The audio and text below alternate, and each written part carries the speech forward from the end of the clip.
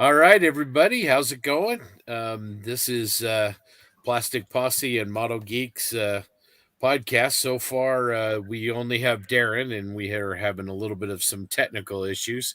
So right now, we're going to be heavy on the Posse and kind of light on the Geeks until we can get some of this stuff figured out. So we've got from the Posse, we've got the whole crew except for JB, who just got Avalanche tickets, I think. So, and we do have Darren with us, but we're having some trouble. So hopefully we can get this figured out. So, in the meantime, how's everybody's day? TJ, it sounds like you've been having an eventful day. Yeah, it's all right. Not a whole lot, other than we lost our power for a while. Sucked. And Doug, you're joining us from a remote location, right? Yeah, I'm at my parents' house in Cedar City, Utah, visiting them and my three of my grandkids. It's been a good day, busy. The wind is howling here. It's been kind of interesting, but yeah, ready to go. Awesome, Ivan. It's kind of early for you. It's only like 1 a.m. over there, right? Yeah, there's still plenty of the day left.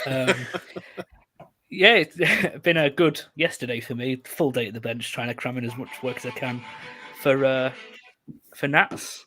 Just really trying to get through everything because I know it's the days are driving by really quick. So just trying to spend every minute at the bench while I can. Oh, that's good. Grant, how are you doing? I'm good. I'm just that was my phone. I'm sorry, everybody. I owe a 6-pack of beer to everybody for that one. So other than that, I'm good. It's been nice here. It's in the low 80s. So I got some work done on some models today. That's always a positive. And I got to make fun of Ivan, and Ivan got to make fun of me for a little while today. So it's a positive day. Darren, are you with us? Did we get your mic figured out? I think so. Can you hear me all right? Yeah, absolutely. All right, good stuff. I wasn't a radio tech, so I don't know what the heck I'm doing. I was an ejection seat guy. Anyway. It's good to see you. Hopefully we'll have some of the other geeks show up. JB bailed on us kind of last minute. So. Yeah. Well, anyway. I know Scott had to bail too. He had some family stuff that was pre-planned on the wife's side. Yeah. And I think Whitey and Frildo should be along here shortly. They were wrapping up some stuff out in town earlier with the family. So Father's Day weekend. And we talked about it. Yep. The herding geeks is like herding kittens, man. Well, Podfather Dave down in Australia. How you doing, Dave? We're gonna see you in just a few weeks over in Omaha, so we're all excited about that. So saw your pictures from Model Expo. Looks like you guys had a really good time down there. There's Robbie, the model guy. Hey, how's it going, Robbie? Hello. Also got Stuart from England is joining us, and our good friend Ray also from Australia. How you doing, Ray? Hopefully everything's going well. Well, Darren, let's kind of start.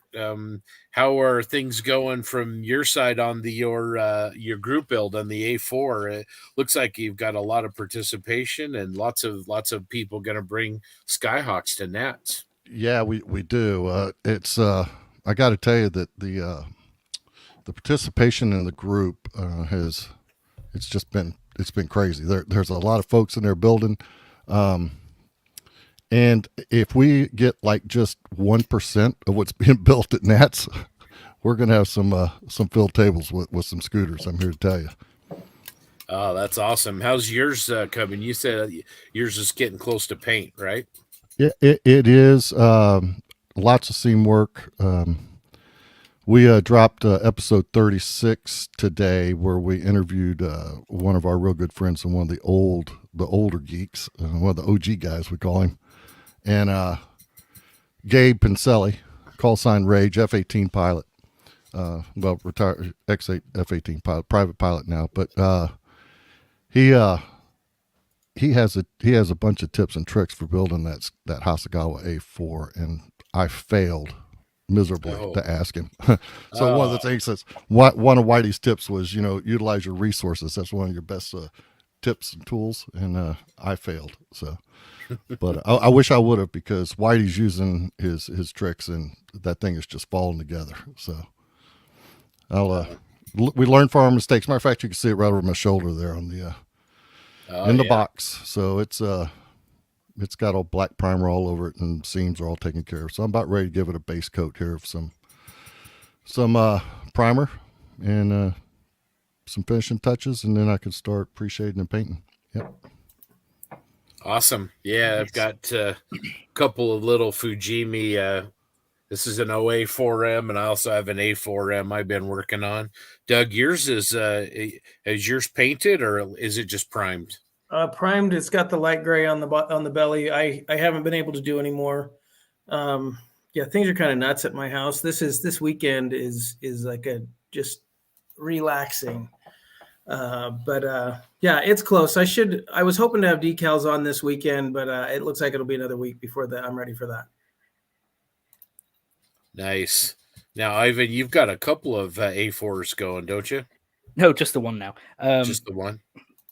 Not doing Airfix, not happening. Just the Hassie kit, which is base painted and glossed. Not that glossy, because it's not that bright in here at the minute, but it's glossed, ready for all the stickers to go on. My least favorite thing about modeling, but it's cool. I really like the red. I had to put everything down and open because I really like how the red looks. But yeah, it was an all right build. It's obvious I've not built aircraft in a long time because I've found my limitations with my patience.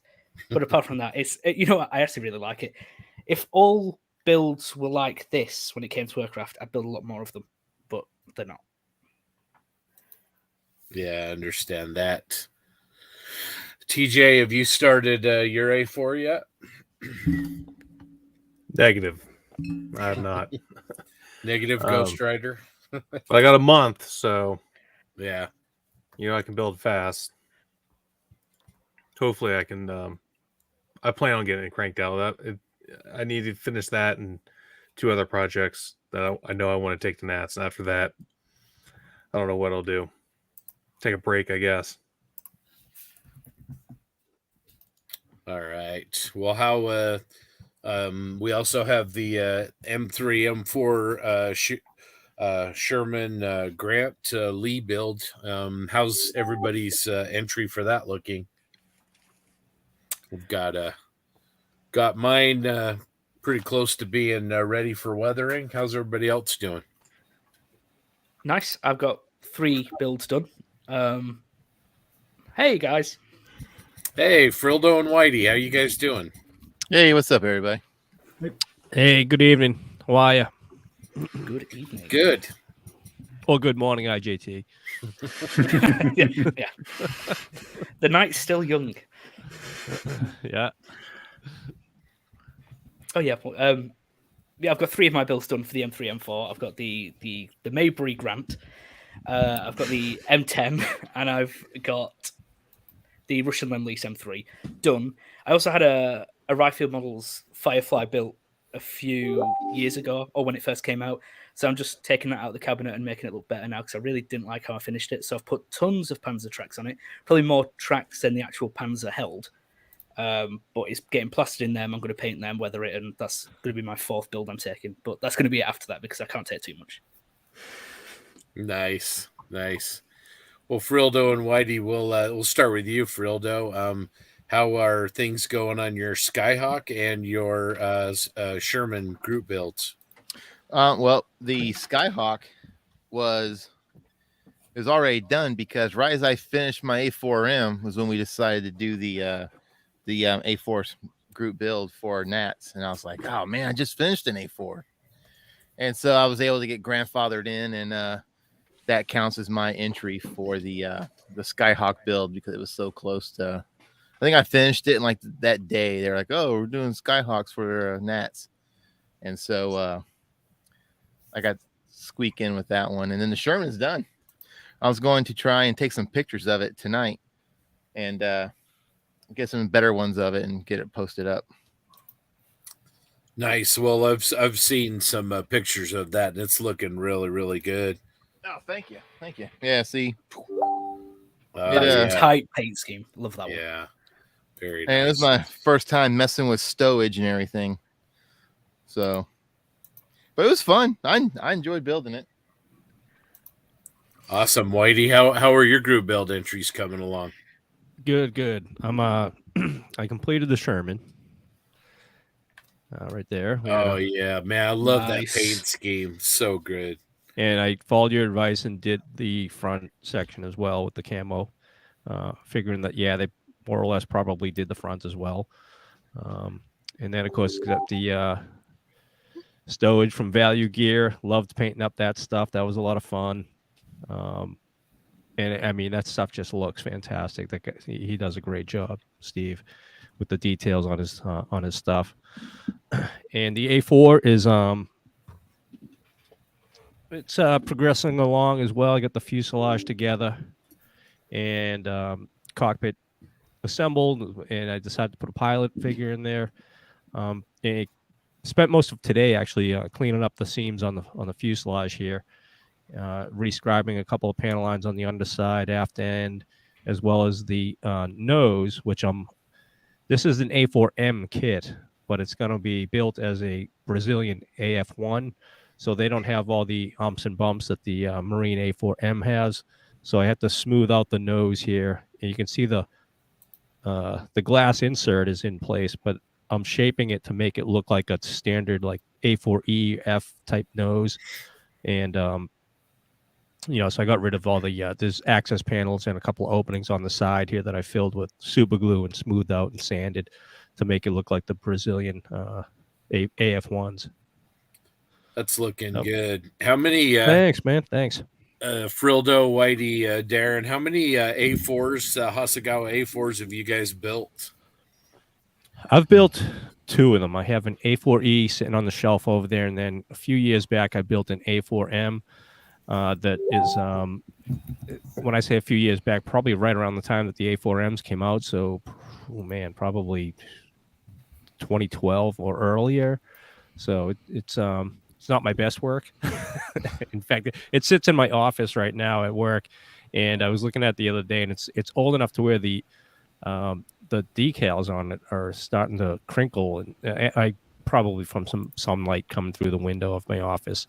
So it's probably time for me to do another Marine A4M at some point here in the future. It's a fun kit to build, as Darren was talking about earlier. I was listening in before I got the link to chime on into the show here, but like he was talking about, our friend Gabe has a few pointers when it comes to assembling these things, and it at the time it was probably one of the best engineered kits out. It's been surpassed now by some of the later Tamiya offerings like the F-14 or the Phantom that really fall together. But Gabe's a master of figuring out kits, the little glitches that you can overcome. And for example, I'll show you one thing. On the wing assembly, they have these leading edge fairings, because some of the A4s have cannons, some of them like the TA4Js or the the Blue Angels A4s, they don't have the cannons. So this is just a smooth area. So that's why they're molded separately, so that you can build the different variants. And those 2 little parts are really, they can be a real pain to put in place and get faired in. So what Gabe recommends is, once you have the fuselage assembled, putting the wing in place and gluing these things carefully in place, so so you don't get glue in the areas that it's going to mate to the fuselage, because you want to be able to remove it. So put the wing in place, get it taped in place to where it's where it should be sitting, and then get these things glued and tacked into place. Pull it away, let it dry, and then from there you can start working the seam. As you can see that just in front of my finger, that seam right there that I haven't tackled yet, but I will at a later point here. And now it'll be much easier for me to clean that up with not having the fuselage in the way, especially on the starboard side, because you have a refueling probe that runs down through there, and it's really different. You know, my previous builds, I can recall folding sandpaper in thin and trying to get that thing faired. It's just it comes out looking horrible, and then replacing any panel lines that you lose it's in a difficult spot to do that. So just little tips like that right there, very helpful. Yeah, that's probably the one single tip that I really wish I would have done before I put the wings on. But that was a good one. And I noticed, Whitey, when you held up the fuselage, you had the V cut in the back there. Yeah, that's another good trick. Yeah, right there. That helps you to be able to have some flexibility back in this area of the fuselage, because when you go to glue it together, otherwise, the molds it kind of bows in, and you don't want that. It should be somewhat flat across there. So cutting that out allows you to be able to adjust that aft fuselage section. And also there's a fitting that goes in this area, because again, different variants have different things going on back here. Some of them have a flare bucket, for example. And it makes fitting this piece here easier, because you have a little bit of flexibility going on back here. And you notice too, I didn't put any glue in this area of the fuselage, because I want to be able to have some play here, so that I don't have a gap when the wing does go in place. You know, so I don't want to squeeze it together. I want it to be, let it hang open, and then when the wing gets into place and it's where it's supposed to sit, it'll naturally butt up against the wing edges, and so you don't have a gap there as well. So that's another little trick that I just learned from building not just this kit but just other kits. Dry fitting is key, when it comes to airplanes, just because of the cross sections, as opposed to armor and automobiles, where you're not dealing with so many. With an aircraft, there's so many different cross sections to deal with. A lot of time I don't mess around with gluing stuff. Like the cockpit and the intake is not glued. It's put in place. The fuselage is assembled, because that's going to allow me to have some flexibility and play in the sides of the fuselage, because later on I want to be able to squeeze this area, for example, where the intakes are, because the intake inserts that are going to go here, you can adjust fit. That's especially with the older Hasegawa kits, not older, but the ones from like the F-15 is really notorious, as well as their F-14s, for having a lot of different fit issues. And if you can get the thing together, and of course dry fit and everything like that, but I always like to have some play in the assembly, to be able to fix gaps without having to squeeze putty into them. Sometimes just being able to put a shim somewhere that's going to push something or pry something out is going to fix a gap for you without having to use filler. Yeah, people complain about sanding road wheels on tanks. That's it. Those are great tips, man. I had fun doing that on this. Come on. Yeah, man. yeah. It's probably like building a tank was like a vacation, right? The assembly part I really enjoyed, because you could sit here, pop on a podcast or a movie on YouTube or something like that, and sit here and listen and just assemble away, and then not have to stop, because of course with aircraft okay, I should probably paint this before I assemble that. With this, I followed y'all's lead and putting everything together, and then just being able to tackle the painting later. Mm-hmm.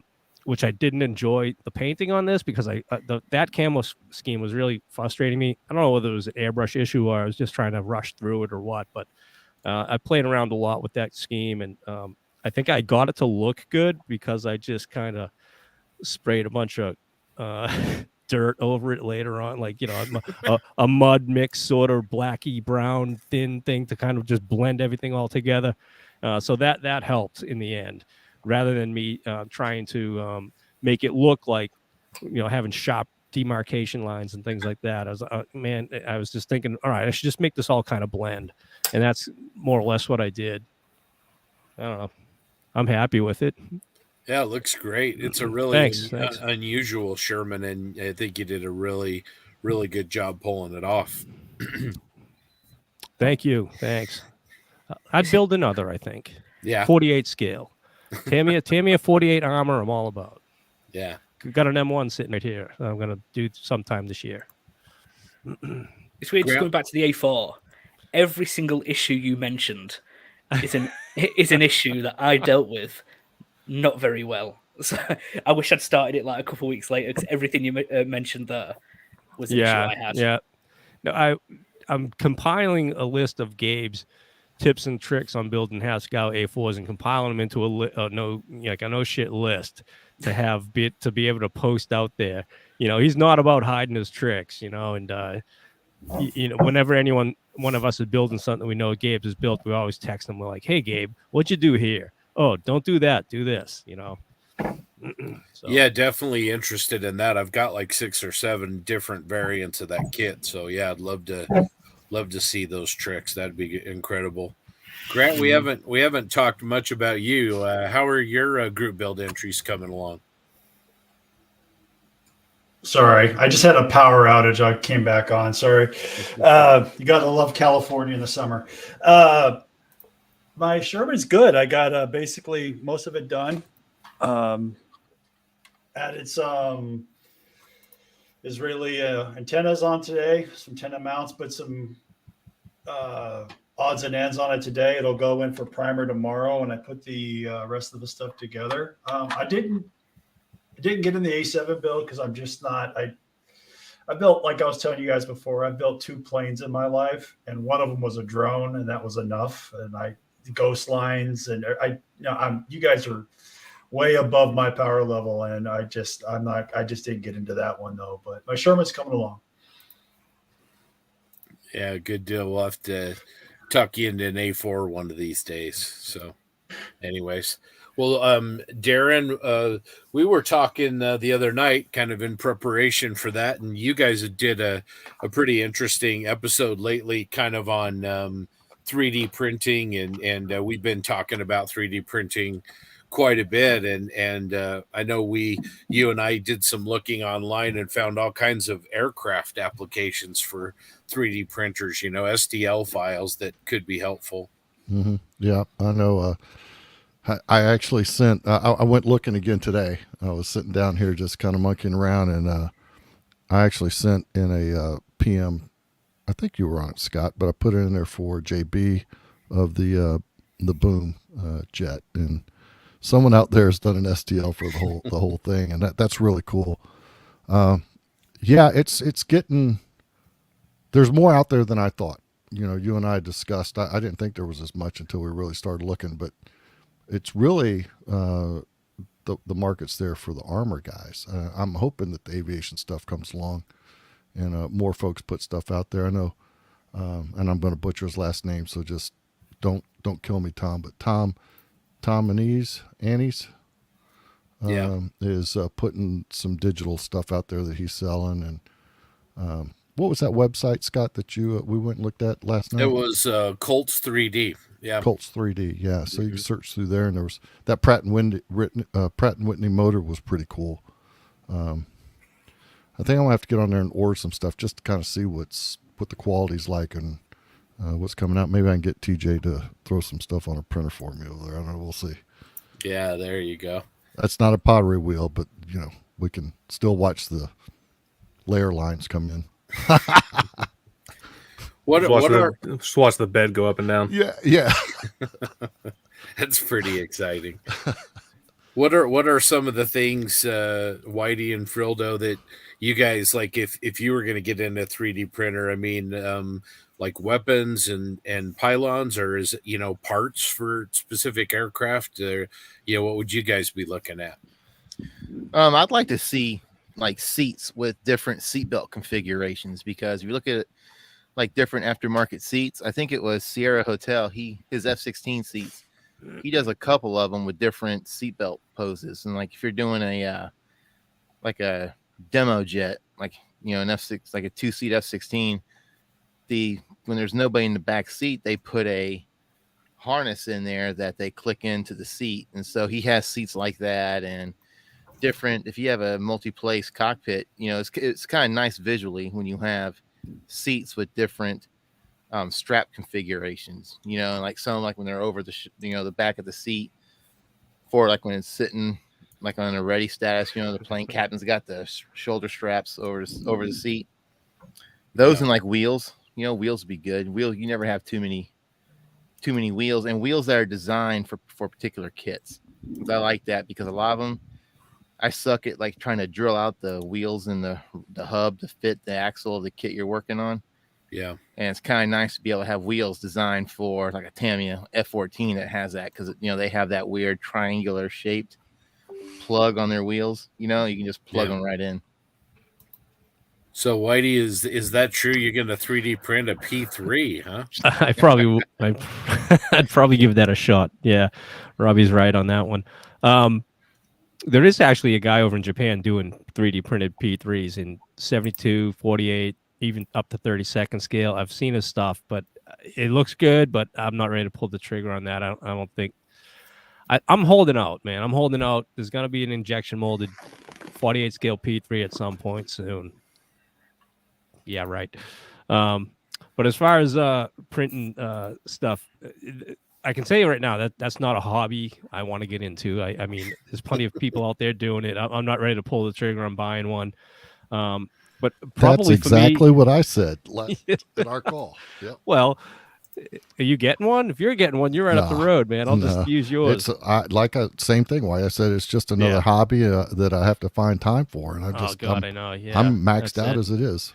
I'd be all about making parts to modify kits to some other variant. I like to do that kind of stuff. Weird radomes or just various humps and bumps that you see on stuff. Nothing too crazy. Weapons, I think, are being really well covered. Either you have Dave Roof is banging them out. Faze Hanger with his partner. I can't think of that guy's name right now. We met him at Nats. He does Van some really Richard Van Zandt. Yeah. He's got all those odd, Acme pods and things like that. So tell you one thing that I would. Okay, here it is. GSE, ground support equipment. Yep. Ground support equipment is something I'd probably jump on, and not tractors and I think ladders are well covered too. We talked about a company that's making some really great ladders right now, but a B4 stand, B5 stand, a B1 stand. These are all work stands that are familiar. Anyone that's been in the Air Force or Navy, Marine Corps, whatever. These are just the various work stands. Printing out in little giant ladders that you've probably seen at hardware stores.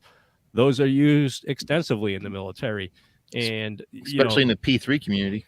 Yep, hump them on our shoulder every day, man. Going out to the bird, and they come in various sizes. There's small, medium, and large, little giant ladders, and that kind of stuff. I think ground support equipment, work stands, I think are underrepresented. A lot of the tractors are getting done, I think, in GSE, man. That GSE, I mean, there are tons of aircraft jacks. You could print out tons of different aircraft jacks, and finding drawings and photos of this kind of stuff isn't difficult because none of it's classified. It's just all out there. Old power carts like the old Hobarts that I believe the Canadians use these. We were up in Canada one time when I was in Tacoma with the E6s, and we were at a private field, and that's what they had this thing with these giant tires. I wish I'd take pictures of this thing, this old Hobart power card. It gave us what we needed, but it was just antiquated looking and really cool. So stuff like that I think would be a market for 3D printing for sure. Yeah, I agree. Stephen Reed giving you a little bit of hard time there. So the North Shore, Dorchester is what I'm at, man. And like what Whitey was saying was different configurations. Like the Hasegawa P3, the P3 out of the kit only gives you an update 2.5, maybe an update 3.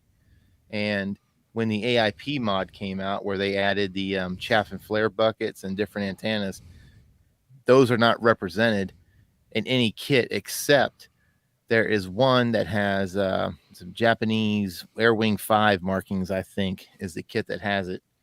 that has been resin, has the chaff and flare buckets for the nacelles, and that go on the side of the nose up front by the nose gear. And I happened to find that out because I was in my squadron. We were on deployment to Massawa, and right outside the main gate there was a hobby shop, like 2 blocks down on the right. And awesome place, awesome people. And I went in there, and that was when I realized that none of the kits were shrink wrapped.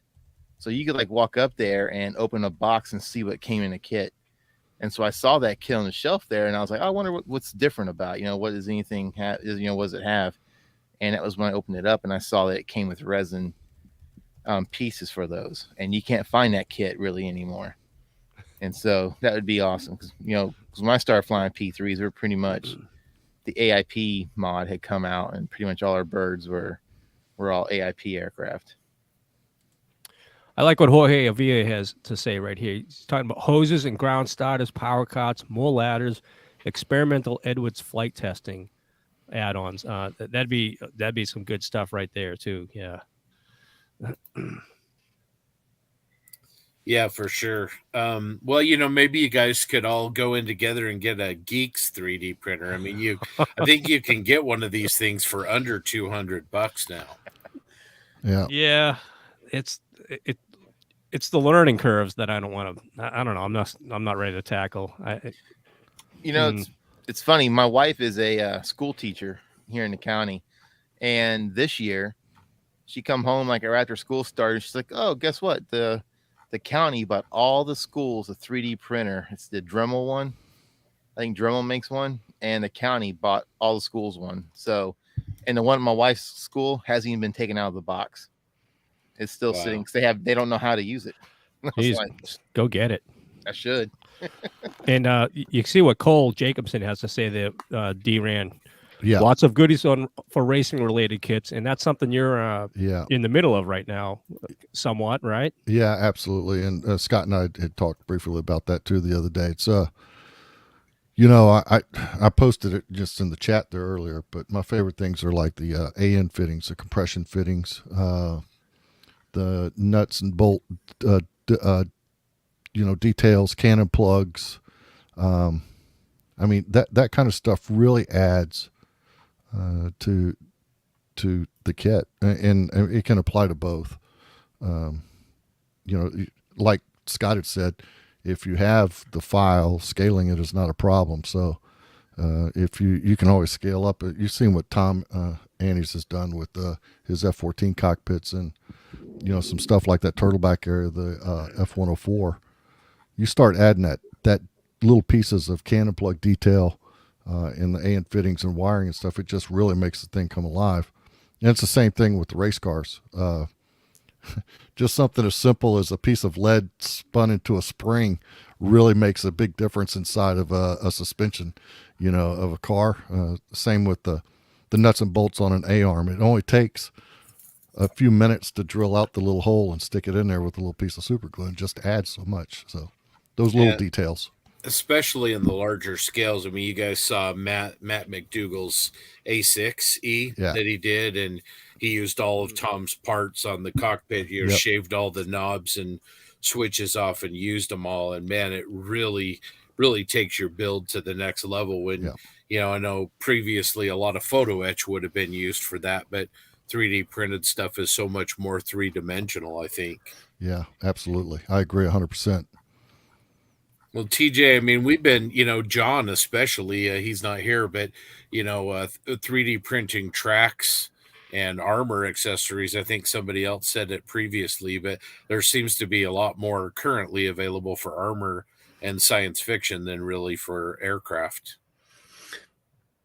Yeah, I would say so. And I think it was Whitey was saying that he doesn't want to learn a skill or is intimidated by all the new stuff you have to learn. It's really not that hard. I don't really care what anyone says. People try to act like it's some sort of black magic. It's really not. Using a slicer is pretty easy. I mean, our buddy Jackson is designing stuff. I think he's using Blender. I don't remember what program he's using. He's building a bunch of stuff for his M18. He's a literal kid. He's like 20 years old, and he can figure it out. So, people try to. I think it just makes them feel better to act like they can do something that no one else can when really YouTube exists. So if you want to learn how to do anything with 3D printing, YouTube, and you'll learn in 15 minutes. Let's be basics. real. Jackson's a young guy, but he's an old soul. I was to find out how old he was when we were there in Richmond. I was almost fell off the chair. I guess he is 21. I said he was 20, but no, he's 21. That's a good kid right there. He is. He's awesome. But yeah, my place of work, actually, we have a department that does 3D printing. We do some stuff for the new P8, and they actually have an entire P8 operator station that is completely 3D printed. So you're talking, you're not resin. It's the line feed. These things. There's a room sized. Exactly. See, I don't even know the lingo. But we did have a couple of 3D printers that were resin, and I believe they didn't have use for them for our applications because, again, we're doing really large stuff. But I think one of them might be kicking around. But I have the resources as far as learning it because they have the guys there that know this stuff, and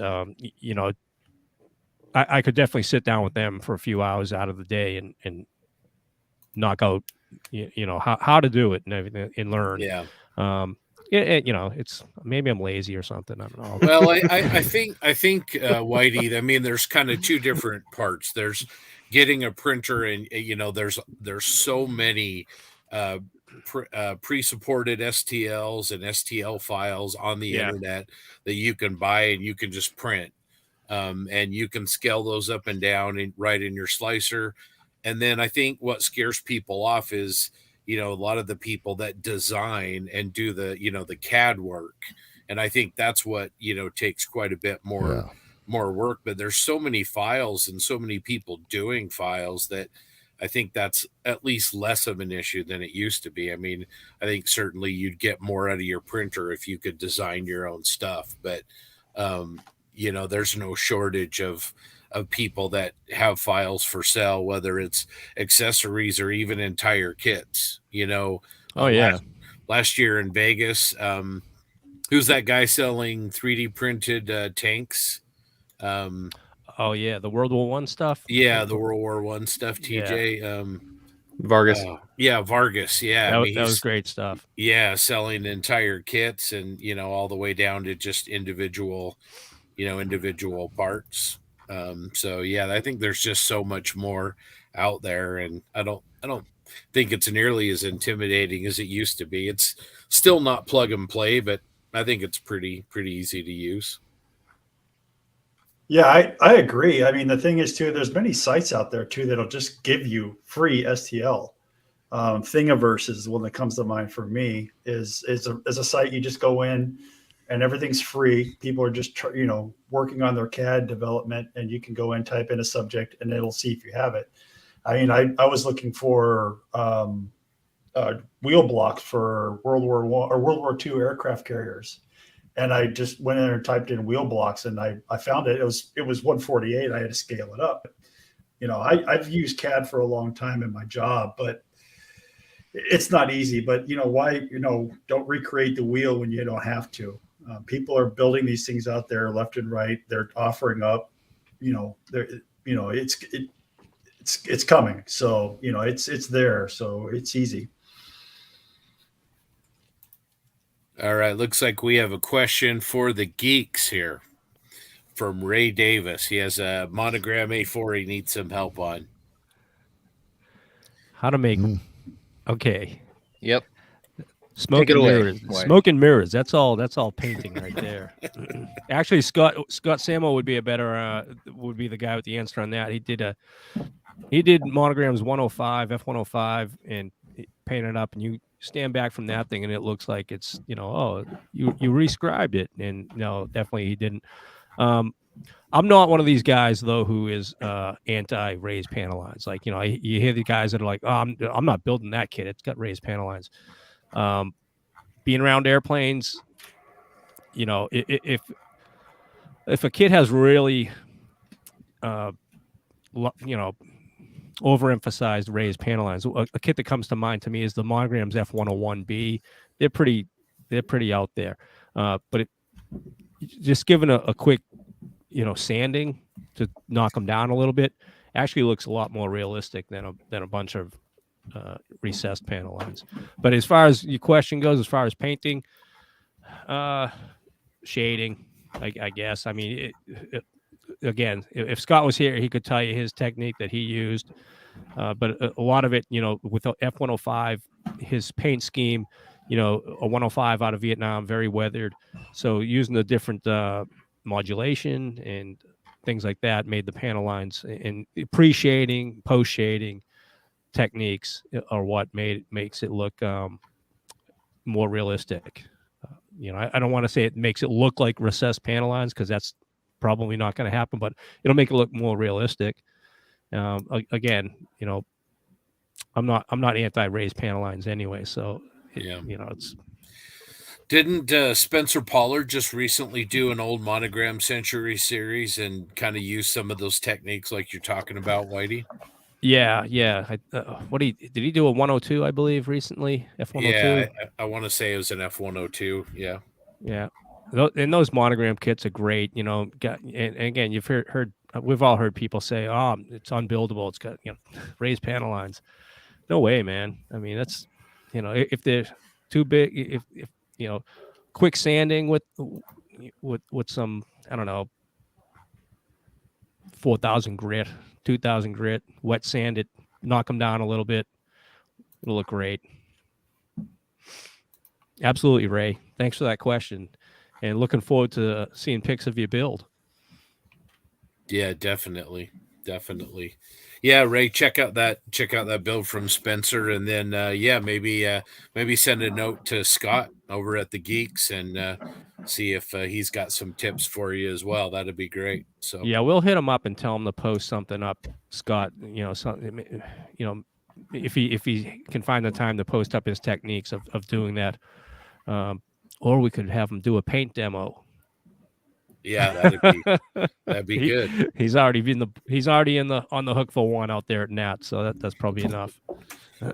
Awesome. Well, I'm glad you brought that up, guys. I mean, obviously we're both talking about this in all of our podcasts and everything. We're all pretty stoked about it, but everybody is. I know everybody's going, but what do you guys have planned? I know we have our podcast meet and greet, which is one of the seminars, and that's always a lot of fun. But what are you guys planning on doing while you're out there?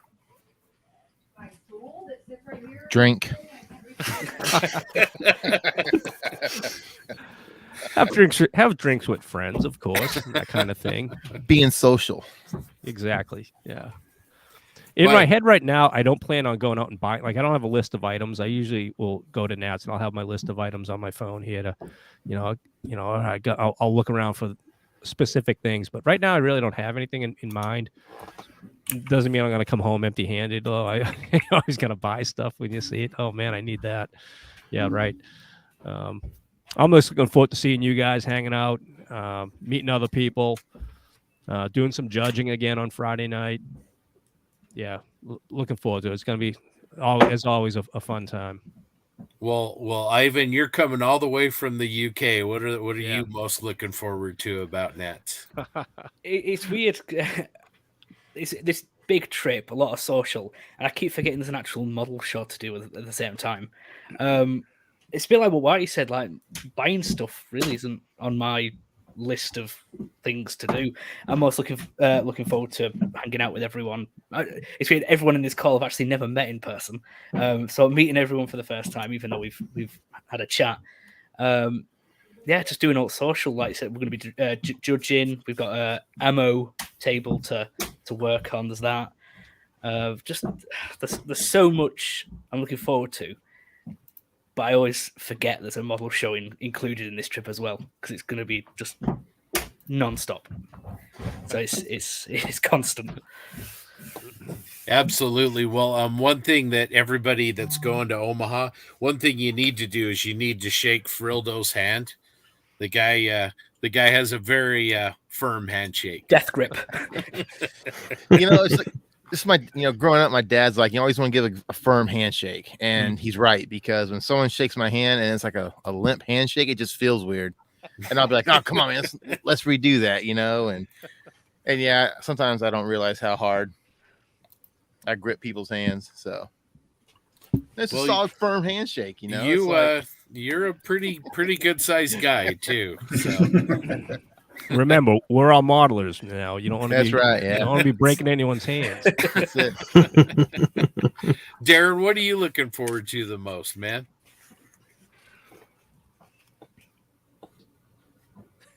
Sorry, I was on mute there. That's a good question. I'm looking forward to all of it. I tell you, I'm really looking forward to the SAC Museum tour.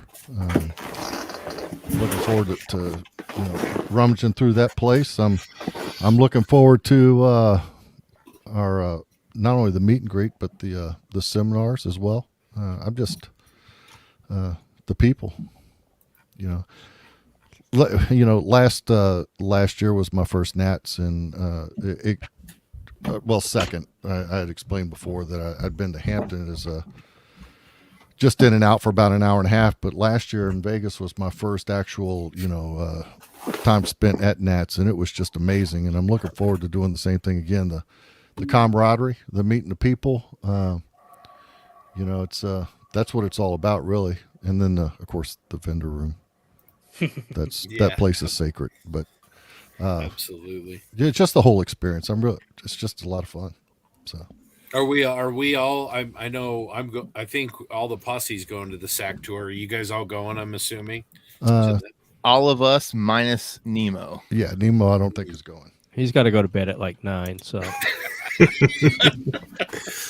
so what we're all going to do is we're all going to go to the SAC Museum, tour the airplanes, eat some dinner. Then we're all going to roll back to the hotel and go up to the suite and rip it up in there and wake them up. Yeah, see, that's the thing. We got the Mojo Dojo, but we got to come up with the name for the Geek Suite too. So, that's a Geek Suite, I guess. Yeah, we got to talk to Scott. I think the SAC tour is just the beginning of the evening, not the end. Yeah.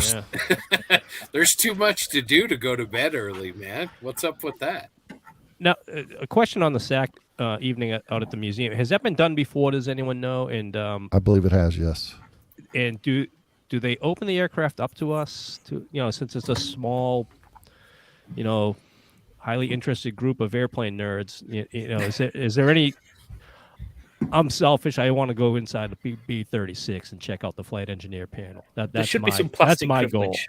Goal. Yeah, plastic privilege. That's great. Yeah, I know that's something we used to do down at the Naval Aviation Museum. We would have a contest down there when I lived in Pensacola each year, the Blue Angel Model Fest. The museum no longer does it anymore. They ran into legal and liability issues, and they don't like to have whatever that event. So, but on setup night, the airplanes were, it was free reign. We could go climb up on a Hellcat, slide the canopy back, jump on in. Everything was wide open to us. It was great. So, yeah, it looks like Bob Bear says they do take the ropes down. I think right. I think Dave Knights and those guys that have been to it before, they say they kind of roll out the red carpet. So that's excellent. That's really good. That's going to be fun. By the way, Tim Cavalier asked about a rescheduled Seattle IPMS contest. Tim, get a hold of Jim Bates up there. I think he could, if he doesn't know the answer, he could at least get you in touch with somebody. But Jim over at a Scale Canadian TV, he can probably help you with that question. If not, maybe Tim Nelson or one of the other Seattle guys up there can help you. So, TJ, what are you looking forward to the most at Nats in Omaha? Just a party down, man. It's my vacation for the year. So I'm going to live it up. I mean, we're going out to Denver beforehand, taking my little travel buddy Ivan with me. He's going to have him hold on to my back pocket while we're walking through the airport so he doesn't get lost. And we're going to fly out and bright and early. I think what time is our flight leave, Ivan? This is my fault. 12 minutes past 5 in the morning. Yeah. We got the first flight out of Dulles to Denver. So we get to Denver at like 7 o'clock in the morning, Denver time. which is pretty awesome. So we'll get the full run, full day in Denver there on Saturday, and then I don't think we leave until Tuesday, right? We fly back on Monday. No. I mean, we leave from Denver to Oh yeah, Tuesday. Omaha. Yeah. Tuesday. Yeah. Caravan from Denver over to Omaha. Yeah, it's gonna be so sweet. all those cornfields. But remember, when you land in Denver, you've got to hit that duty-free hair blower shop for Ivan. Yeah. I was very concerned about having a hair dryer, so I'll let you borrow my wife's. Maybe I she's need not a gonna hair need it. dryer. Yeah, and it's not to dry paint on anything either. It's for his hair. It curls otherwise. Ivan, that's going to be a great time for you. I'll tell you what, taking that road trip with these guys, and you'll see just absolutely, the literal heart of America right there. Yeah. And going from Denver into Omaha, that change of scenery is just drastic. Get to Yeah, experience if you ever the vast spoils of America. Yeah, I mean, Rocky Mountain High, my ass. That John Denver's full of shit. Well, I'm hoping next year for the one that's in Texas. The plan was I fly to Denver, and we're going to drive down, which Oh is a man, considerably longer drive. JB's idea. So I'm going to hold him to that. Awesome. Grant, what are you looking forward to the most at Nats? Well, I mean, like everybody said, I just want to see everybody again. It's going to be great to meet Ivan for the first time, see you, Scott, and TJ and Doug, and meet you guys from ModelGeeks, Whitey, and all you guys, and Frildo and Ron, and all. It's going to be great. I mean, that's what I want to do. I'm like you, Whitey. I used to carry around a little list with me of stuff I wanted to buy, but I really don't seem to have anything this year. So that's going to be nice. That's a little extra money to spend. I do have to say I screwed up and did not get tickets for the SAC Museum when I initially. So I didn't know that until about a week ago, and I was like, "Has anybody got an extra ticket?" So, if I don't make, I might just show up out there and do the museum. I won't do the dinner, but that'll be pretty cool. That's gonna be fun. I'm kind of excited. I'm doing a talk at the Nationals. So I've built a slideshow and all that kind of stuff. So that's going to be fun. And I'm really looking forward to judging again this year. It'll be my 4th time. So it's going to be pretty fun. I love judging. I always meet great new people when I do that. And I learn so much stuff from when I judge, seeing, what the different people I work with or work with me. And it's fun. I learn so much. And that's one of the nice things about Nationals is the judging part for me, is because I learn so much from other people and what to do and what the proper stuff is. And I'm not an airplane guy, but I've learned so much about 148 scale, 172nd scale, and 132nd scale aircraft. It's and I've never seen that many 132nd scale aircrafts on a table as I did in Vegas. There were so many, and all of them look fantastic. And we have some pretty good guys out here. I know Ed Broth. I don't know if he was on your show or your podcast or not, but we've got some really good guys out here too that built some fantastic stuff. But it's really neat to see it. That's what I'm looking forward to. Guys, I know Scott's going to do a seminar and we're going to do the podcast meet and greet, but are any of you guys doing, I guess, Grant, you just mentioned that you're going to do a seminar. Is that on your vehicles that you've had experience with? Or I'm doing a seminar on, basically it's called Hillbilly Armor from Iraq and Afghanistan, 2003 to 2005. I did my first 2 tours there within those year time frame. So, stuff you're seeing now in the Ukraine with the Russians, but we did it a little bit differently. And I've got a pretty big slideshow to go over basically vehicles, tanks, everything from, not much tanks because there was no need to, hillbilly armor and M1, but, trucks, Humvees, stuff like that. Most of the experiences that I had there, and just some interesting stuff. So if you have time, everybody, please stop by and see it. It would be interesting. I'm going to have candy. So if you do show up, you will get candy. So everybody gets that. So Darren, Frildo, Whitey, are you guys going to do any seminars while you're there? Nothing for me. We have Scott doing the paint seminar on naval aircraft, and that's really that's it as far as I know. Just gonna heckle Scott while he's up there. Yeah. Will he have candy? No, I better. don't think he will. I'm going to have to watch that because I've still got 3 F-14s to build. So that's something I'm going to have to stop by and see. Well, I know he went out and he bought one of those portable airbrushes too, the ones that are rechargeable. Yeah. He went out and got one of those so he wouldn't have to lug his compressor and stuff out there. So I know he's ready for it. I think JB got one of those for the ammo stand as well. I think JB got more than one. Yeah, he got 6.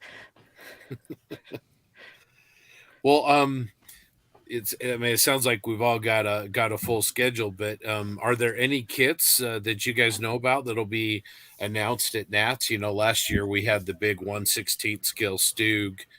I know there's a new kinetic F-16 around the corner, and we just heard about a Tamiya Comet in 1/35 scale, which is huge for me. But anything you guys are looking forward to as far as new releases?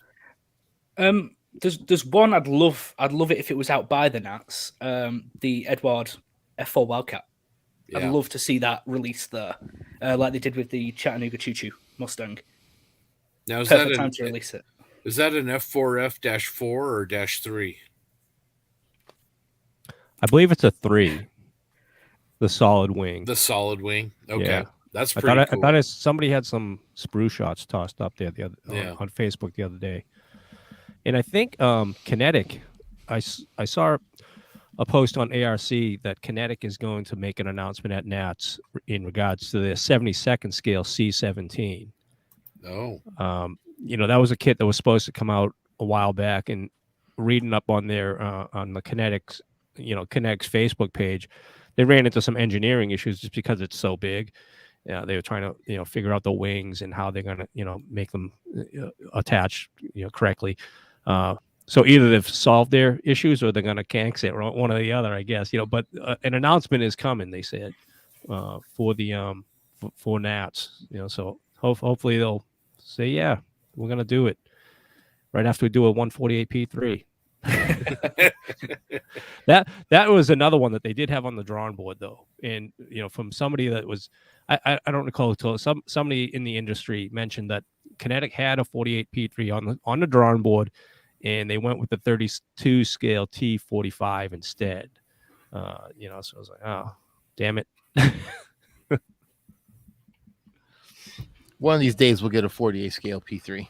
Man, that'd be a huge airplane in 48 scale. That'd be big. Yeah, but I mean, you got B1s out there. I You know. have C-130. You have C-130s. You I have know. 32 scale Lancasters, man. I know. Where are you going to display? You going to hang it on a wall? I mean, I'll put it right up here in the ceiling with my C-130. Oh, there you go. Yeah. Yep. We sorely need a new P3. I'd like to just a new tool 72nd scale. I'd be happy with. Yeah. Because that old Hasegawa kit, just not a fun build, man. I like a 72nd scale P8. Yeah, that's what I was going to say. That'd be kind of cool. Because I'm surprised Hasegawa has not done one already, because, I mean, they have them there and they can get to them. And They Big did Plane, what? Big Plane Kits is supposed to do one. Didn't they do a 144 scale? Or was it 72nd? There was it's a 1/200 scale. I think. 1/200. Yeah, I got it up here. I can go look. It's on my shelf. In my squadron's markings too. My argument for a 48 P3 is this: so many operators throughout the years, different countries, different countries that still operate them, and the unlimited, all the different schemes you can put on it. A lot of color schemes, of course, all the cool tail art from the 70s and 80s that they had on them, and then just even all the foreign operators with all the color that they have on theirs. I mean, it's got worldwide appeal, is my argument. But, if you ever seen like the Argentine ones, they're done up in a dark a glossy dark gray that just looks really cool. In Jacksonville, there was a couple of those in visiting one time from Argentina, and they just look really badass. The same paint scheme that you see on the Super Entenards. Put that on a P3 with the light blue and the white tail, and their big, cool looking markings that they have on them. Just really unique looking. That's awesome. Any other new releases? I don't know of any. I think that folks, I would love to see something new come out, but I think they're keeping that stuff under wraps. If there is anything, I haven't seen much. I haven't seen anything from Tamiya.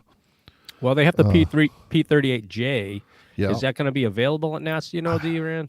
I don't know. I don't know. There's a couple with the shipping issues that we're having now, are delaying so many of the initial releases of stuff. I think that it's really a hard target for them to hit right now as to when the kits are actually going to be in country and ready to release. I think Tamiya USA originally said August, so that would be a couple of weeks before that. So, I mean, there's maybe a chance, but I think it just depends, like Darren said, if they have the container in hand or not. Yeah, and you saw that with the M18 Hellcat. I mean, that thing was, it's going to be here, and it just basically showed up not too long ago. So, yeah, exactly. I am looking forward to I say looking forward, and then I realise it's Italy remaking it. The MC202 that's coming out in 32nd scale. That will be amazing. It's just a shame it's Italy who's making it. It fills me with trepidation. Well, they could surprise people. You never know. Yeah. It being an Italian subject, though, they really they pull out all the stops when it comes to something like that. Yeah, I mean that new tornado that they did is apparently really, really nice. 32nd scale. Comes with Italian markings. So, what about what about sci-fi? Any new Maschinen Krieger coming, TJ, that you know of? Any new kits? No, there's nothing really new. I mean, they're just doing the normal re-release schedule that they like to do, but none of that stuff is probably going to make it to NATS. I'm sure you could. I think there was a bunch of stuff at Shizuoka last month in May. So, I mean, I'm sure there'll be some vendors with some Maschinen Krieger there. There was last year. Hopefully, prices are halfway decent. So, roll the dice, really. Darren, what about cars and new releases and automobiles? Anything new that you're excited about? Well, I'm really excited about Tamiya's re-release of the Lotus, the little 6-wheeled F1 car. That's coming out here really soon. There was another Lotus. I forget what the livery is on that one. That Tamiya's. There's 2 of them that they're coming out with. That's I'm really jazzed about. Both re-releases. Salvino's has recently released their NASCAR Next Gen Cup car, which is I'm in the process of building that now. It's really a cool kit. Very early in their production. They have noticed some issues as they've moved through, but they're quickly fixing them and updating their technical drawings and trying to get their instructions up to speed. But the kits are just really, really cool. The liveries that they're doing so far, they've been licensed through Chevrolet and Hendrick Motorsports, so they're doing all the Hendrick Motorsports liveries, which is pretty cool. More to come. They're working on other licenses as well. I did get a note from Jim Rogers, and it's kind of a correction to my last YouTube video where I said that they were going to be at NATS. They are, in fact, not going to. They're so busy right now with the launch of this new kit and licensing stuff and day-to-day business that they're not going to be able to make it, which is a shame. But like to see them. But race cars. I don't know much on the domestic car side. The imports and stuff that they're doing. Tamiya mainly. They did the Datsun, the 240Z, the Fair Lady. And I think they've got a new one coming out as well. But I usually just follow the race car side of things. It's more like a jet than, a scooter. Round 2 is supposed to reintroduce a new tooled Razor Crest under the AMT moniker, and that was supposed to be out by now.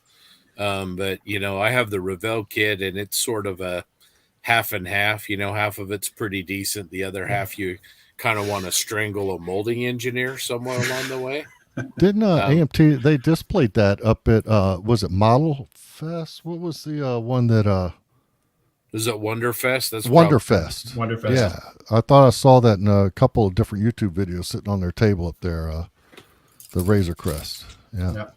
Well, maybe we'll get lucky and, we'll see that show up. So not sure how, I think Round 2 is a pretty small company still, but yeah, that'd be great to see that new release on the table for sure. Hey, do we know if Andy's going to be bringing or MBK or whatever there now is what the Sherman or the Jeep? They're going to be the 1/16 scales. I know he's got copies. I don't think neither are in attendance. Yeah, Yeah. the Jeep is wow. the Jeep isn't supposed to be released until September. I've got one of those on pre-order, but yeah, that'd be great. That'd be great to get it early. That'd be awesome. I know. I'm just saying, are they just going to at least have it there so they can take a look at it? Does anybody know? That'd be kind of cool just to see it. Especially the Jeep. Yeah, that Jeep would be cool. Yeah. Yeah, I've been whining and crying for that kit for a long time. And the day after the podcast drops, it's announced. Isn't that the one where they don't call it a Jeep because of licensing? They call it like a 4-wheel drive utility car or something like that. Utility vehicle. Yeah, quarter ton, whatever they call it. Yeah. Yeah. They don't want to pay somebody for a licensing fee on that. So.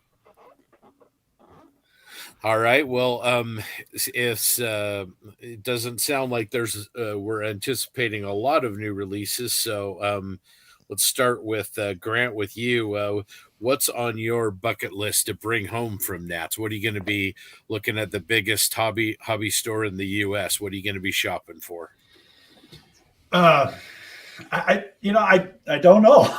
I'm kind of one of those right now. I've got a lot of stuff that I want to build, but I'd like to find some decent priced BT7s or a BT42 and 135th scale would be nice. Those, they seem to have been really scarce. And if they are, you find them, they're like $60-$70. So I'd like to find a couple cheaper one of those, but that's old stuff that's been out for a little while.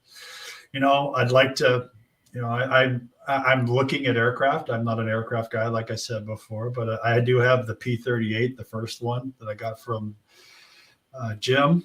But I would, I'd like to build an aircraft. I just don't know which one. So we'll see.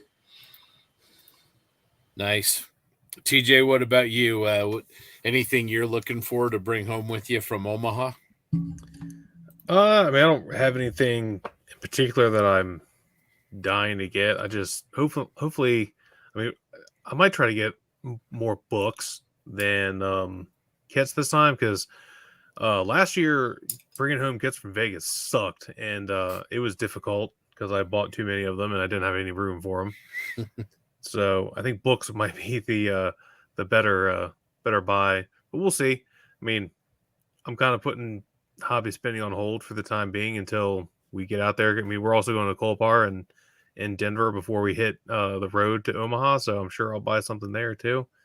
So yeah, nothing particular. Bases by Bill. Well, yeah, I've definitely got to hit up him for some stuff. Is that guy awesome or what? Yeah, guy's amazing. The stuff he makes. His little plinths for like busts and figures. Those alone are like stupid cheap. Yeah, and so good. Yeah. I was gonna say the same thing, TJ. I've said his plinth. I'm sorry, Scott. I didn't mean to step on you, but yeah, his base, and he's the nicest guy in the world. Absolutely. He'll bend over backwards too. If you just walk and say, "I want this, but I want the base a quarter inch all the way around sunken in," and he'll go, okay, give me some drying, and I'll have it to you on the weekend. A week later, you'll have it. So he's great. Him and Munsell, Value Gear Resin, those guys, you almost have to reverse negotiate with them. They'll just keep giving you stuff, and you're like, dude, I want you to stay in business, make a few bucks. I'm good with it. So, anyways, all right, Whitey, what's on your target list to bring home from Nats? As I said earlier, I don't really have anything specific I'm looking for, but I'll definitely, I'm looking forward to digging through those obscure boxes of just stuff, resin and old aftermarket items that are just weird and kicking around that you don't know you need. For me, I like 148 scale figures. If I can find those things, I'm always happy about that. Especially like unique ones. What else? Let's see. Decals. I'll be digging through some decal binders for sure. I got a couple in mind I'm looking for. F16N. I have a Tamiya F16 that I want to do as a early N model, and I've been bugging Brian from Fighter Town to re-release his original Top Gun Adversary Ghost sheet, but it'll probably come along after I find one for way too much. So that's what I'm looking forward to, digging around through vendors, vendor boxes and things like that to find those hard to find items. I will say that the geeks know nothing about paying high dollar for decals. Insert sarcasm here. My goodness gracious, some of those decal sets I think are just crazy. But come on, guys. What's on your list, Aaron? I know you're bringing a car, so you've got a great big trunk to fill up. I'm bringing Whitey and Scott and Frildo stuff back. And for a price, TJ, I might be able to put your stuff in there too. But no, I don't have anything really that I'm looking for in particular. I last year, and the guys will tell you they were kind of shocked when I said it. I bought a set of decals. That's it. That's all I bought in Vegas. So wow. I didn't spend anything, and I'm usually I usually stock up when I go there, but then again I'm kind of falling short on my raffles as well, the drawings. I haven't bought any raffle tickets in quite some time at any of these shows. Yeah, it's I don't know. I'm kind of like Whitey. If I don't feel like going anywhere, I just give him a list because he's going to go digging around in all the boxes any damn way. We did that up in New Jersey. Oh, I'll do that. I'll find stuff and be texting these guys. Yeah. Hey, I'm over here. I found this. Anyone want one of these? Or, Yeah. Frildo, what about you? What do you need to bring home with you from Omaha? Kit wise, nothing really, because kind of like my Holy Grail kit that I was looking for a long time, I picked up last year at the Nats in Vegas, was the Fine Mold 72 scale Y-Wing. I've been looking for one of those, and it wasn't, it didn't cost me an arm and a leg. And I found one at the Nats last year that was pretty cheap, and so I P'd the T on that. I remember that. You almost missed that one, though, didn't you? I did. I went back and I he-ho-hummed about it, and I went back, and it was down to one. There's one left. And I was like, no, I'm not doing it. So I went and P'd the T on it. So I was glad I got that. And then like Whitey, I kind of like rummaging through that old stuff that like no one will take the time to go through and look, because you'll go through and you'll find something like, oh, I was looking for one of these, and so like, oh, so you grab that. And I like decals. So I'm looking for the there's an old super scale sheet, H3 sheet, that I'm looking for, because I think I kind of want to do an SH3 here at some point, because I've got a couple Hasegawa kits in the stash, and they want to do one for a while now. That's pretty much about it, man. Nothing like kit wise. There's nothing really screaming at me like, hey, take home, and that, so I've got a P38 that I'm going to start here. Hopefully I get the MiG-23 finished up tonight and get the bench cleared off, and I'm going to start in on that and do a he's got a P38J, a Tamiya P38J. Yeah. Ooh. It's one of the only guys east of the Mississippi that's got one. And so I'm gonna do a video build and like a online build of it too. So straight out of the box, even use the kit decals. So, well, they have some great choices in that kit. That's probably one of the best kits as far as selections for schemes to put on a single model. Yeah, and it's cool. Like all three options are all natural metal, so it's going to be a good run. I'm kind of looking forward to messing around with the natural metal finish. So I've got like 4 or 5 different, as I look at my spray paint shelf here, Tamiya spray paints in a can that I'll decant, and some alclads and some extreme metals just to kind of vary it up a little bit. So it'll be a good time. It'll be a fun kit to build. Yeah, that vendor you got your Y-Wing from, I was actually able to pick up a Fine Mold Slave 1 last year. And then I remember, yeah. and then the guy from the metal track place came. Oh gosh, who's the tracks, TJ? Master Club. Yeah, he wrecked all of us, man. He went home with a lot of money in his pocket because he was selling tracks for like $30 with no shipping for metal tracks. So he did pretty well from us. Ivan, what are you gonna haul all the way back to the UK from Omaha? A green card. I don't intend on coming back. Kit wise, again, it's kind of to echo what everyone else said. Kit wise, nothing in mind. The only problem is, I always say that to every show I go to, and I'm like, oh, that's cheap. And then suddenly I've spent like 600 quid on kits that I've either got already at home or I didn't need or I'll never build. So probably books. Like, books are the best resource ever. So I want a lot of books. I want to try and look at some busts and bust stands, and it's going to be tools and other sort of products we can't get in the UK, like Tamiya epoxy putty and Tamiya decal solutions that we can't get over here. So I'd like to ship them back over. But yeah, it's anything but kits is going to be on my list. I said that I'm going to buy kits. What about paints, weathering supplies, anything like that? Depending on what they are, and if they don't explode in my bag, I'll try. They get all the good stuff over in Europe, though. I mean, they get the real good stuff we can't get here. I can't imagine what he'd want to get over here. It's weird because all over Europe, places will sell that, like the 2-part epoxy putty, but in the UK, we're not allowed it. Really? It's really annoying. No one will import it. It's frustrating. So I have to go on the black market and sell a kidney for it. Well, yeah, we can't get that stuff here either. I had to order it from like Taiwan, and oh, really? And then you're talking about the Tamiya 2-part. Yeah, the chewing gum stuff. Yeah. Yep. So and then I went to the Tamiya store while I was in Seoul on my last trip, and I bought a big old box of that stuff. I mean, it has like I don't know, it must have a dozen sets in it. It's huge. So I've got a lifetime supply now. Well, that's a good job then, because I asked Sam Dwyer while he was at the show this week. Yeah. He picked me up a set just in case. So that works out well. Ivan's correct in what he says as far as, I don't have any kits in mind, but I'm going to get there. And it's because I said the same thing. And I'll come home with stuff because I'll see something. Man, that looks cool. And it's only that much. Yeah, I'm buying it, you know. So you just see it in person. It's like, oh. Yeah. You know. Yeah. It's gonna. Both of you guys are right. I said the same thing too, and I'll probably have to buy another suitcase because I always.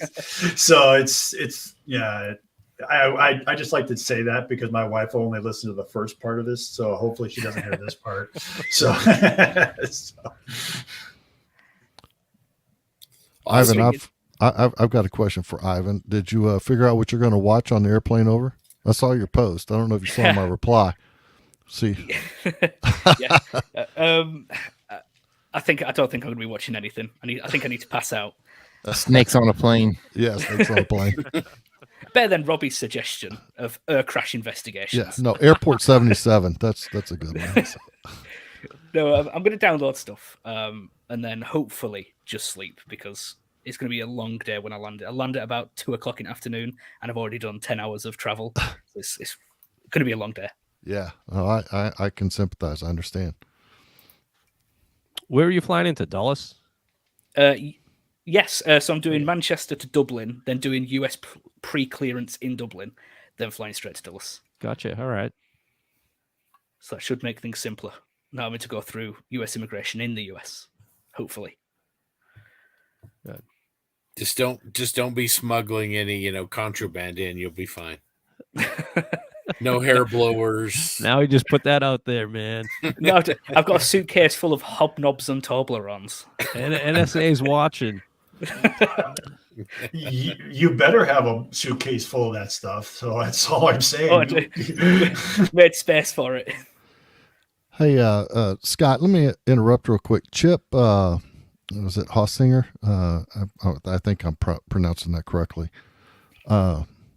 just asked that question. Spent the last 2 years stationed in Korea. Oh, he knows exactly where Deeran's talking about. Okay, I thought he was asking where I was talking about. So I know that JB and I have talked about in doing an episode on international shopping, and we've had the luxury of hitting some of these places over in Asia and in Europe, Germany, so on and so forth. So stand by. There might be an episode here before too long where we cover that stuff. But Korea and Seoul, Korea is some of the best shopping I've ever done. They got some really good type of shops over there. Yeah, I agree. I've been down. I spent a year in Korea in the Army. I was up north though, so it was only a year, but I got went down to Seoul one time. And it was just like hobby shop heaven. The places were phenomenal down there. They were just great. And spent 8 years in Germany too. So I went to MBK and I went to all their shows there and everything. And shopping over there is just, if you can get away from the Revell stuff, you're doing really good. And it's really nice. So it's really good shopping. I was really blown away over in Korea.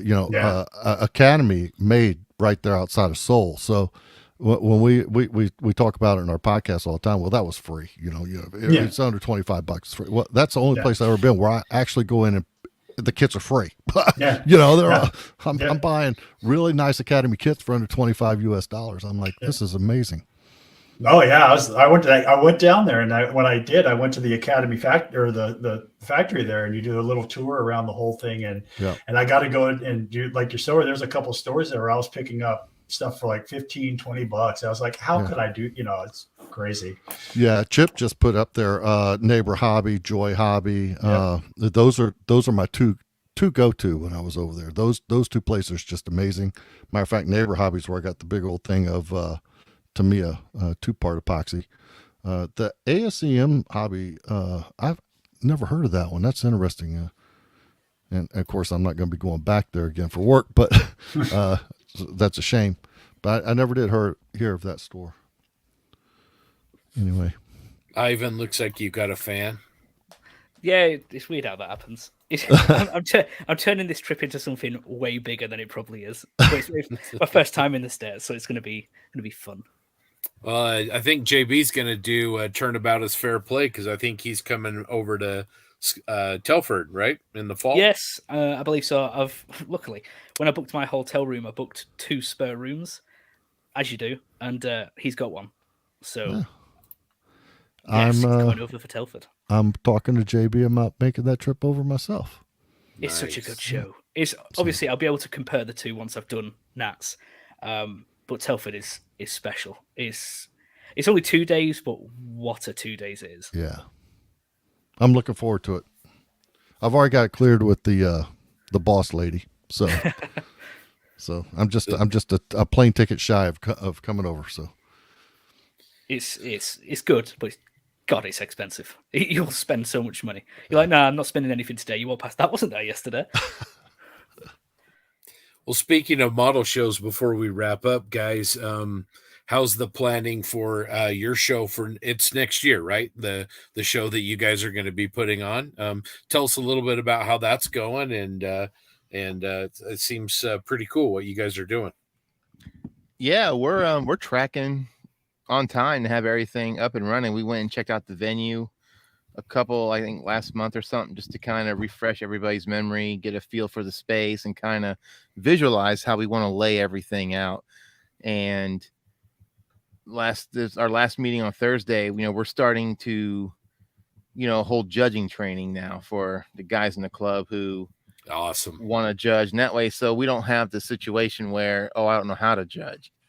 And so every meeting now until our show, we're going to be going over, different styles, different, like judging different things like aircraft, cars, armor, figures, that kind of like. Our club is cool in the fact that we have a little bit of everything.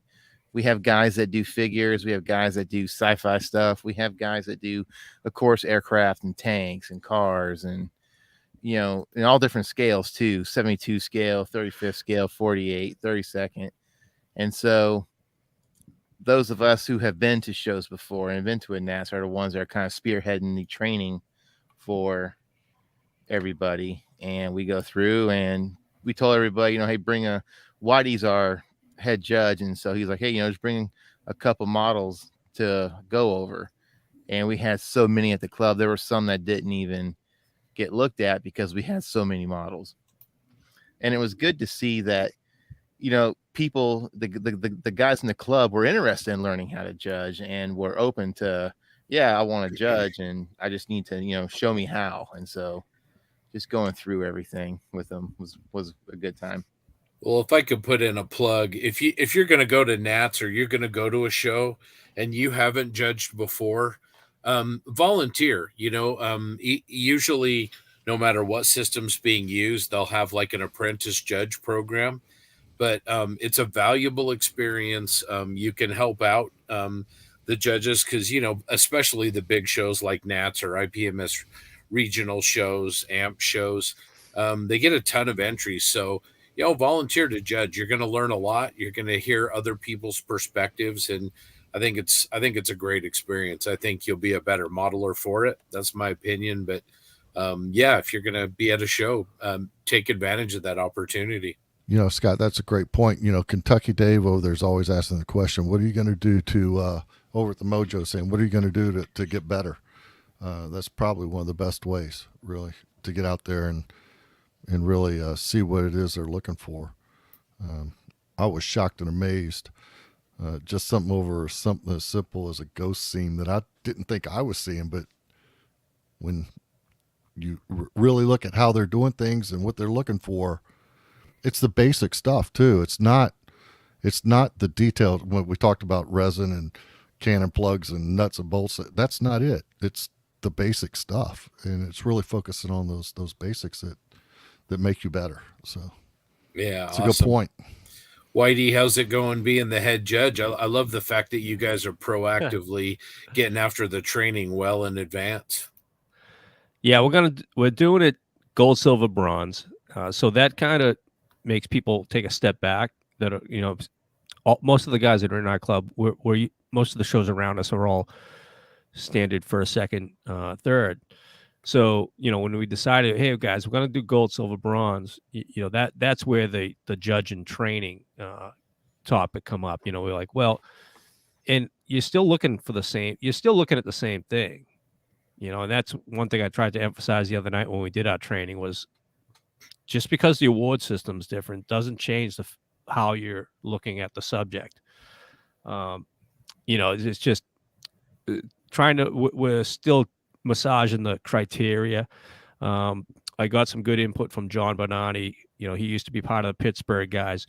They do a gold, silver, bronze. So I contacted those folks and they gave me a copy of their criteria.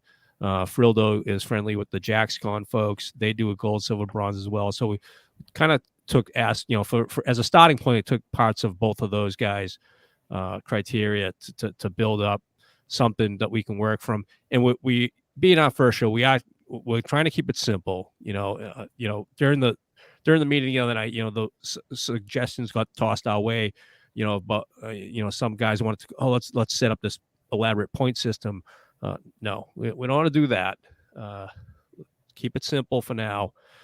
And then an AMP style of judging got tossed around too, and it's simply we're not on that scale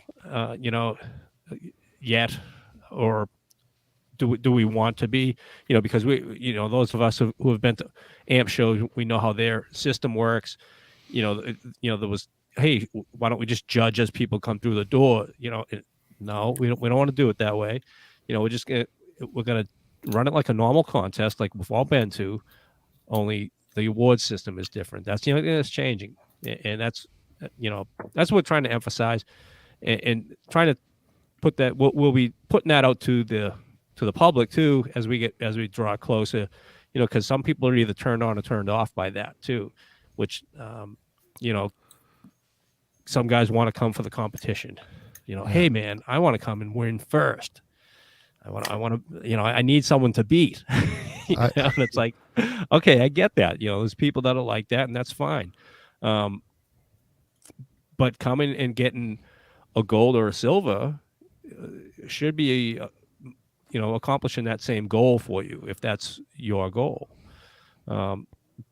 again, our philosophy behind doing gold, silver, bronze was we've all been to enough shows that we see awesome work go home unrewarded.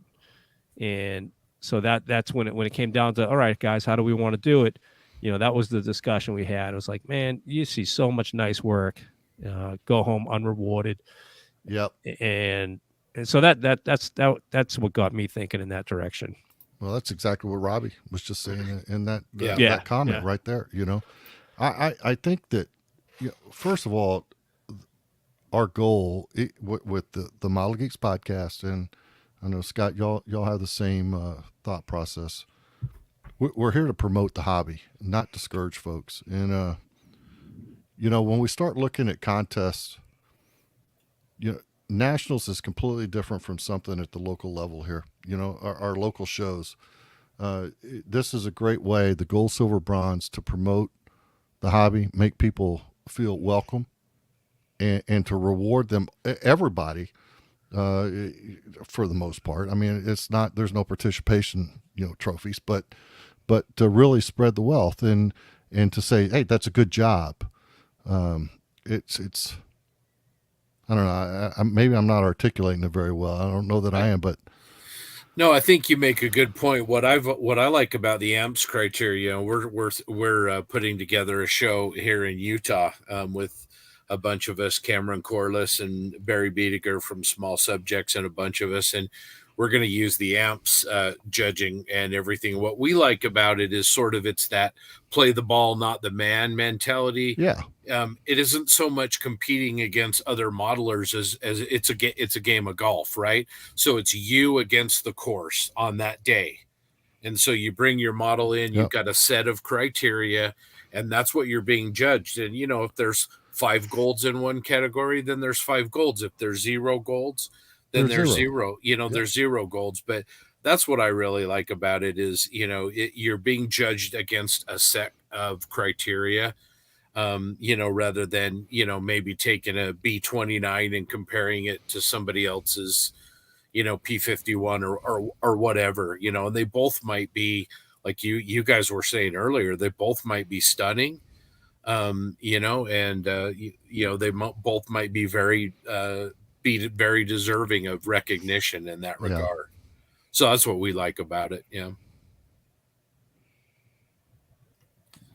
Awesome. Well, we've got a lot of comments here, but it seems like you guys have really good support for your show. So that's really exciting. When is the date? Like I said, I know it's next year, but when is the date of that show?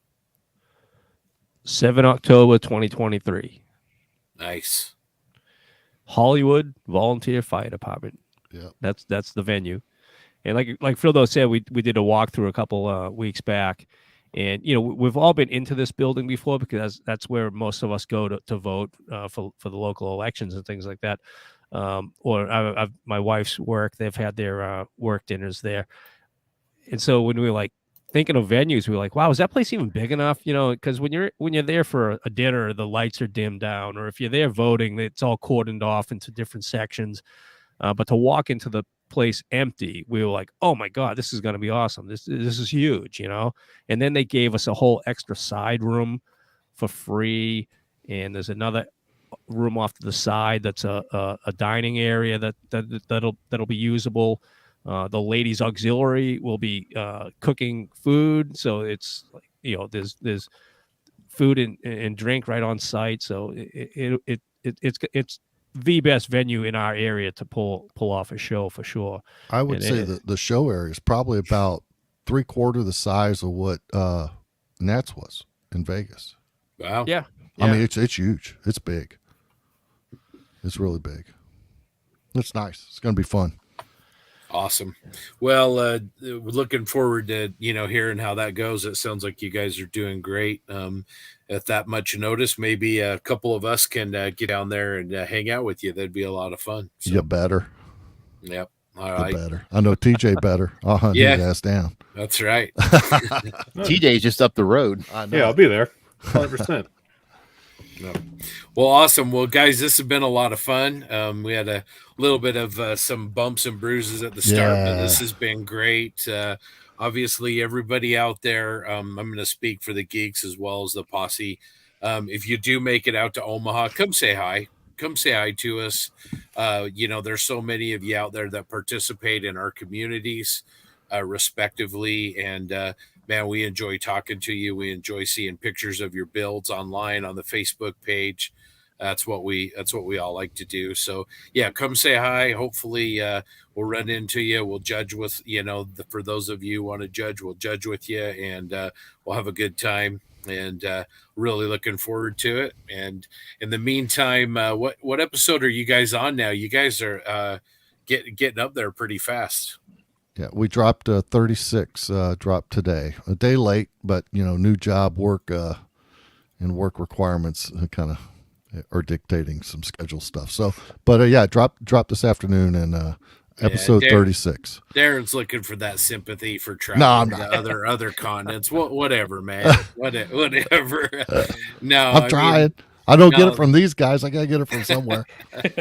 No, that's great, man. 36 episodes in. You guys are great. I listened to all of your episodes.